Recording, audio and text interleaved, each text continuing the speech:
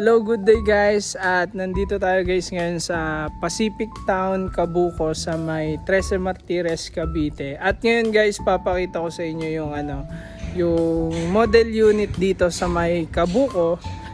At eto, as you can see, nandito tayo ngayon sa isang model house na corner unit.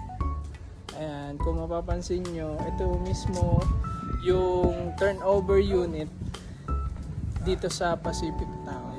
So meron na siyang provided na fence saka gate.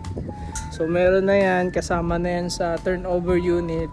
Tapos kung mapapansin nyo, yung kanyang design ay modern na siya. Yung design ng kanyang unit, sliding window na yung ginamit. Tapos pasukin natin yung loob. Ayan guys, ito yung loob niya, yung ng turnover unit dito sa Pacific Town. So medyo malawak na yung living area nyo. Tapos ito yung CR. Ayan.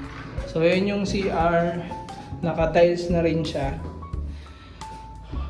And paint finish, yung mga wall niya paint finish din. Tapos ito yung provision na area dito sa likod. Nandito yung sink niya. So tapos meron pang provision na space, so laundry area. At kapag corner lot yung binili nyo, kung mapapansin nyo, malawak pa yung area dito sa gilid ng bahay. So ito yung corner unit.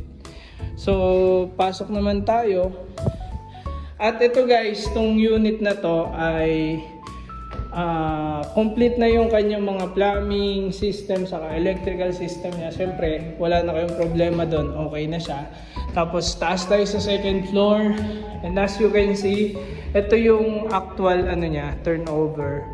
So malawak yung floor area niya dito sa second floor. Kaya ng dalawang rooms, kayang dalawang rooms yung ipagawa niya dito. So provision siya, naka-ready siya for 2 rooms. So may window sa kabila, tapos dito sa front ng bahay nyo may window din. So sliding window na yung gamit dito guys. At ayan guys, dito sa Pacific Town, almost karamihan ng unit dito guys ay tapos na rin. So as you can see, so ayan yung mga unit dito. Tapos may mga ilan pang kino-construct dun sa kabilang side ng village. So sa ngayon guys ay meron pa rin naman mga inventory, pero usually mga inner unit ang available dito sa Pacific Town.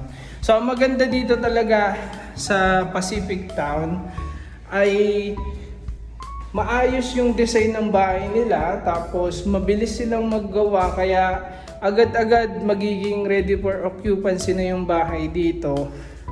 Tapos may parking lot na rin, malawak yung area.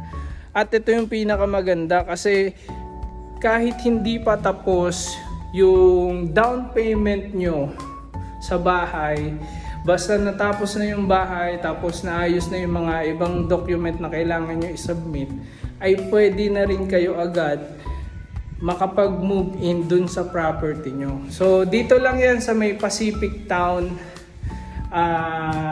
Cabuco 13. Meron din sila sa Naik. So mas maraming inventory sa Naik. Kung gusto nyo Naik area yung bilhin nyo, so mas mura pa yung mga unit doon. At mas marami pang inventory. May mga end, may mga corner. So kung gusto nyo sa Naik.